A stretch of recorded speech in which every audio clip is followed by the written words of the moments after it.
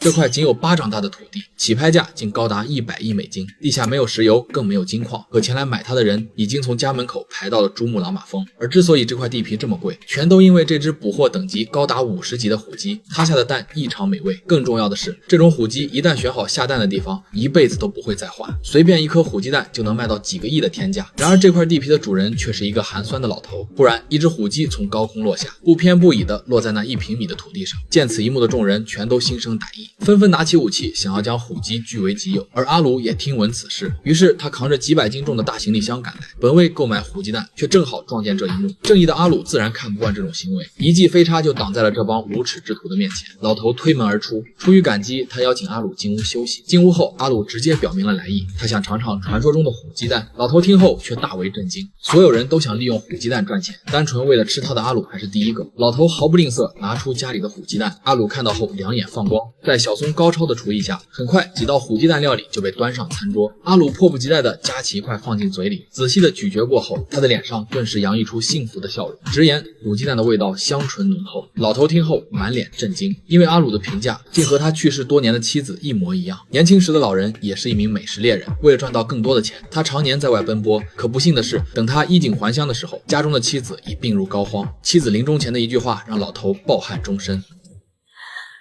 一回でも多く一緒に食事をしたかったわ。这句话让老人幡然醒悟，失去了最亲近的人，即便有再多的钱财又有何用？如今老人知道自己大限将至，临终前他想把土地转送给有缘人。他问阿鲁带了多少钱，阿鲁如实相告，只有100万。除此之外，还有一箱金夏苹果。老头听后欣慰地笑了。不久后，老人安详离世，而那只虎鸡竟在此时诞下了一只幼崽，仿佛生命正以另一种方式延续。以上便是本集的全部内容，接下来再补充一些细节。这个故事的核心是价值错位后的觉醒，众人追逐虎鸡蛋的交换价值，唯独阿鲁却看见它真正的实用价值，象征用心而非用眼衡量万物。老人用一生悔悟换得真理，财富买不回错过的陪伴。临终，他将土地赠予真诚的阿鲁，因为真情重于天价，而真正的传承是活法。阿鲁分享鸡蛋，邀人共食，颠覆占有即幸福的逻辑。那1平米土地实为内心方寸，填满铜板是囚笼，种下陪伴便是宇宙。虎鸡不换窝，隐喻恒长与忠诚。人生最大的陷阱是用贵不贵丈量一切，却忘了问值不值，而答案永远不在追逐的人群里，而在你愿意停下脚步，去细细体会生活中的美好。